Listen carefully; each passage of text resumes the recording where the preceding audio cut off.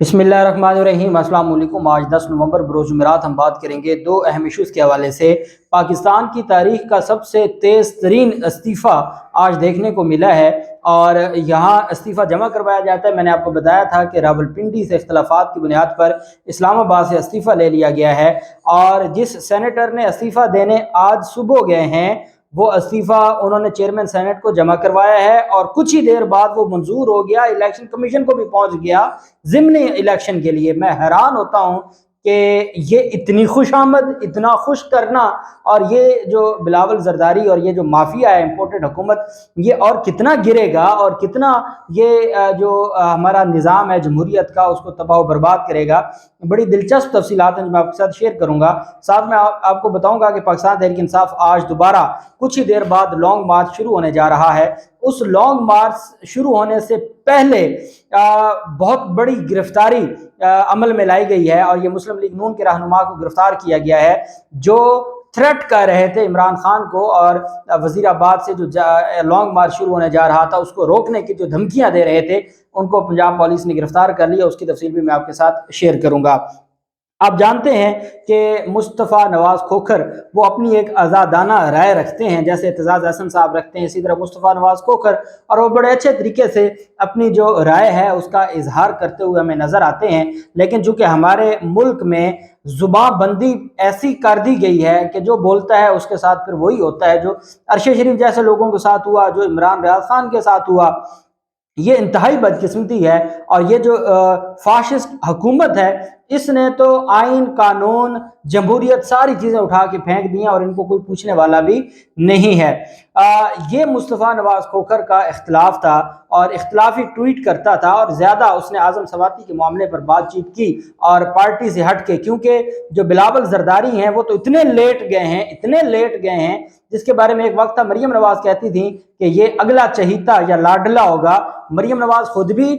उसी जगह पर जाके बैठ गई, उसी दर पे बैठ गई और बिलावल जरदारी भी बैठ गए। तो चूंकि इंसानी हकूक की बात कर रहे थे, सिर्फ ह्यूमन राइट्स की बात कर रहे थे, वो केस जिसको सुप्रीम कोर्ट के ह्यूमन राइट्स सेल ने ऑन कर लिया और उसके ऊपर डॉक्यूमेंट्स और दस्तावेजात इकट्ठा करना शुरू कर दी और सुप्रीम कोर्ट के चीफ जस्टिस ने इंसानी हकूक सेल की जानिब से नोटिस ले लिया। उस मामले पर ट्वीट करने की बुनियाद पर यह सारा मामला हुआ और बिलावल जरदारी की जानिब से उनसे इस्तीफा मांगा गया।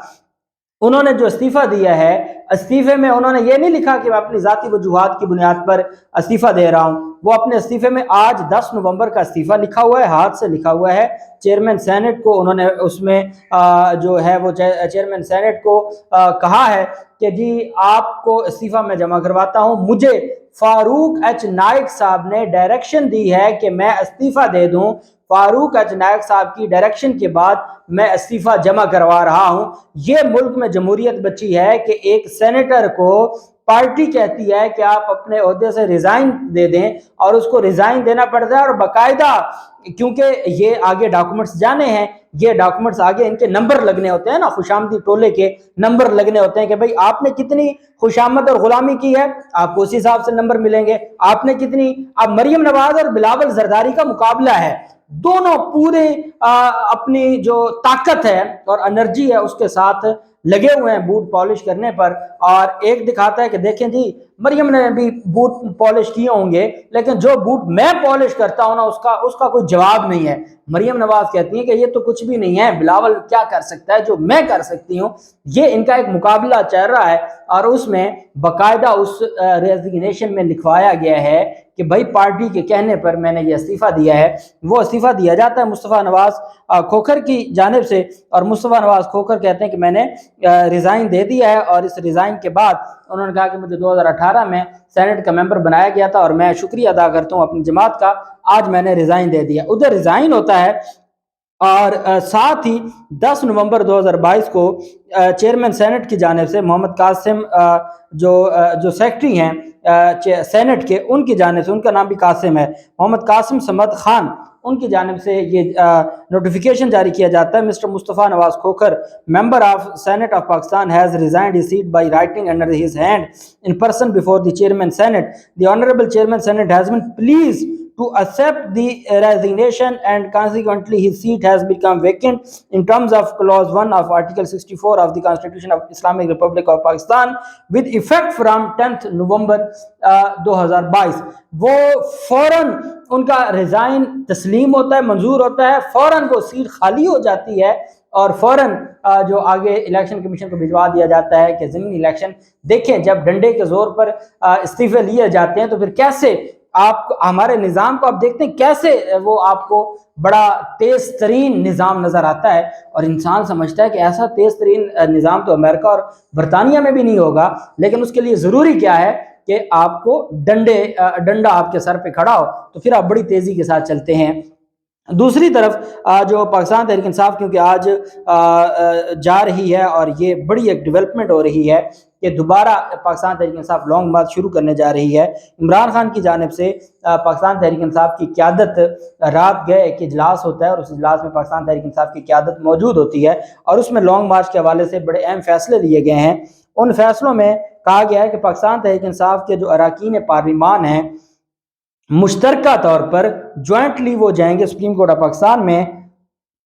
اور یہ ایف آئی آر کو چیلنج کریں گے، اس ایف آئی آر کو چیلنج کریں گے اور ایف آئی آر کو چیلنج کر کے وہ سپریم کورٹ آف پاکستان سے یہ استدعا کریں گے کہ جس طریقے سے سپریم کورٹ بار ایسوسیشن کی جانب سے کہا گیا ہے برائے مہربانی ویسے ہی ایف آئی آر درج کی جائے، اور ساتھ یہ کہا گیا ہے کہ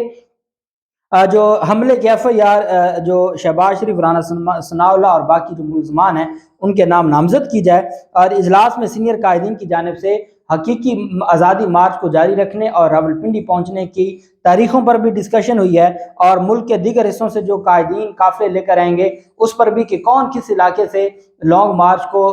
ہیڈ کرتے ہوئے، اس کی قیادت کرتے ہوئے پہنچے گا۔ اور اجلاس میں یہ بھی کہا گیا ہے کہ تحریک انصاف کا ایک ہی بنیادی مطالبہ ہے کہ انتخابات جلد از جلد کرائے جائیں اور اس مطالبے سے کسی صورت پیچھے نہیں ہٹیں گے۔ زور دیا جائے گا کہ اسمبلیاں تحلیل کی جائیں، صوبائی اسمبلیاں بھی اور قومی اسمبلی بھی تحلیل کی جائے، اور اس کے بعد الیکشن کی تاریخ مقرر کی جائے، اور اس وجہ سے وہ اس معاملے سے پیچھے نہیں ہٹیں گے۔ اب جانتے ہیں کہ جب عمران خان پر یہ قاتلانہ حملہ ہوا اور اس قاتلانہ حملہ کے بعد ایک ملزم کو گرفتار کیا گیا، اور پھر وہ جو ایک تماشا لگا رہا، پھر وہ ویڈیو سب سے پہلے حامد میر کے پاس، غریدہ فاروقی کے پاس، ان کے پاس جاتی تھی اور وہ پھر آگے شیئر کرتے تھے، اور ایک مذہبی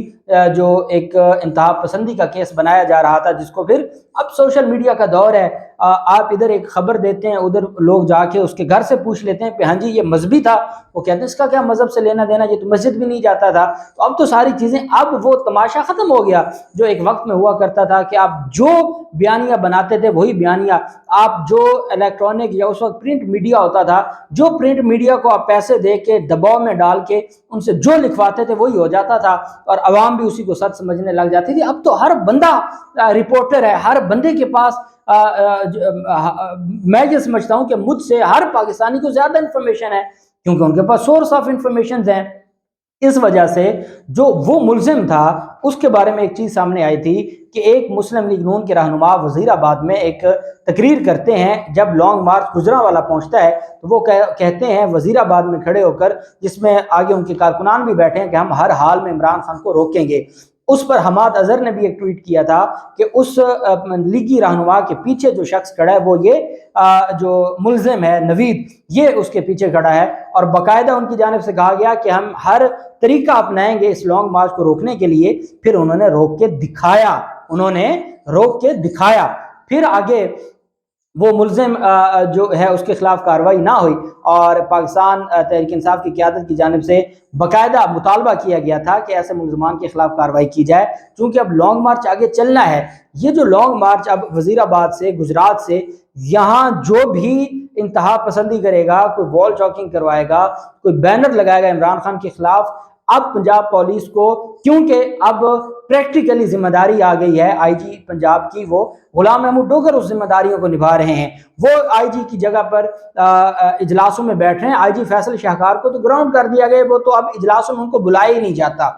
تو اس بنیاد پر پہلا جو تگڑا کام کیا ہے وہ اس مسلم لیگ نون کے رہنما کو گرفتار کر لیا ہے پنجاب پولیس نے، اور پنجاب پولیس کی جانب سے یہ کہا گیا ہے کہ یہ انتہا پسند تھے، اور انتہا پسندی اور نفرت اور شر پسندی پھیلانے میں ملوث تھے، اس وجہ سے ایسے لوگوں کو کوئی معافی نہیں دی جائے گی۔ یہ مسلم لیگ نون کے رہنما ہیں جن کو گرفتار کیا گیا ہے، امتیاز اظہر باگڑی۔ امتیاز اظہر باگڑی کا جن لوگوں نے نام سنا ہے وہ جانتے ہیں کہ جو جی ٹی روڈ کی سیاست ہے مسلم لیگ نون کی، اس میں اس کا بہت بڑا کردار ہے امتیاز باگڑی کا۔ اور یہ جب بھی پاکستان تحریک انصاف پاکستان مسلم لیگ نون کی قیادت جی ٹی روڈ پر کوئی بھی ایکٹیویٹی کرتی تھی تو اس میں امتیاز باگڑی سب سے آگے ہوتا ہے، اور یہ ہنڈے ہیں اس علاقے کے، اور ہنڈا گردی ان کا کیونکہ جو ان کے ساتھ لگا ہوا ہے تو اس کا یہی کام ہوگا ہنڈا گردی، اور کون سا کوئی منشور ہے، کوئی بیانیہ ہے، کوئی سیاست ہے، ایسی چیزیں تو ہے نہیں۔ جس ملک کے سب سے اہم فیصلے بھی لندن میں بیٹھ کے ایک مفرور اشتہاری کرے، اور ملک کا وزیر اعظم 6 ماہ میں چوتھا چکر لگائے اور اس کے بعد جا کے فیصلوں کی توثیق کروائے، اس ملک میں پھر کس آئین کی، کس قانون کی، کس جمہوریت کی ہم باتیں کریں گے؟ وہ تو پھر سارے کا سارا ایک دھرلو نظام ہے جو چلتا جا رہا ہے۔ پولیس نے لانگ مارچ وزیر آباد پہنچنے سے پہلے جو اشتعال انگیز تقریر کی تھی ملزم نے، اس بنیاد پر ملزم کو گرفتار کیا گیا ہے، اور یہ کہا ہے کہ ملزم نون لیگ کا نہ صرف سرگرم رہنما ہے بلکہ وہ پارٹی کو فعال کرنے میں بھی اس کا ایک کردار ہے، اور وہ لانگ مارچ کو رکوانے کے حوالے سے اس کی جو پلاننگ ہے وہ سامنے آئی ہے۔ وزیر آباد، گجرات اور جہلم میں 3 جگہوں پر اس نے پلاننگ کر رکھی تھی لانگ مارچ کے لوگوں کو نقصان پہنچانے کی، اور اس بنیاد پر پاکستان تحریک انصاف کی حکومت، پنجاب حکومت کی جانب سے ان کو گرفتار کیا گیا ہے۔ گرفتاری کے بعد پھر کل ان کو جسمانی ریمانڈ کے لیے پیش کیا جائے گا۔ آپ جانتے ہیں کہ جو پہلے مسلم لیگ نون کے رہنما رائے قمر کو گرفتار کیا گیا تھا، 7 دن کا جسمانی ریمانڈ عدالت نے منظور کیا تھا، تو ان کا بھی ریمانڈ ہوگا، اور ریمانڈ کے بعد یہ معاملہ بھی آگے چلے گا۔ اب انشاءاللہ ایف آئی آر کا ٹیکنیکل معاملہ ہے، وہ جب تک سپریم کورٹ اس میں اپنا کردار ادا نہیں کرے گی یا کوئی عدالت نہیں کرے گی، اب وہ پنجاب پولیس کے ہاتھ میں نہیں رہا۔ جبکہ دوسری طرف جو معاملہ ہے اس طرح کے جو شرط پسند لوگ ہیں ان کے، اور میں سمجھتا ہوں کہ لانگ مارچ شروع ہونے سے پہلے یہ بڑی کارروائی ہے اور بڑی گرفتاری ہے۔ دیکھتے ہیں مزید لانگ مارچ کی تفصیلات، اور آج عمران خان نے قوم سے اہم خطاب بھی کرنا ہے 4 بجے، اس کی بھی تفصیلات آپ کے ساتھ شیئر کریں گے۔ اللہ پاک پاکستان کامیاب و ناصر ہو۔ بہت شکریہ، اللہ حافظ، پاکستان زندہ باد۔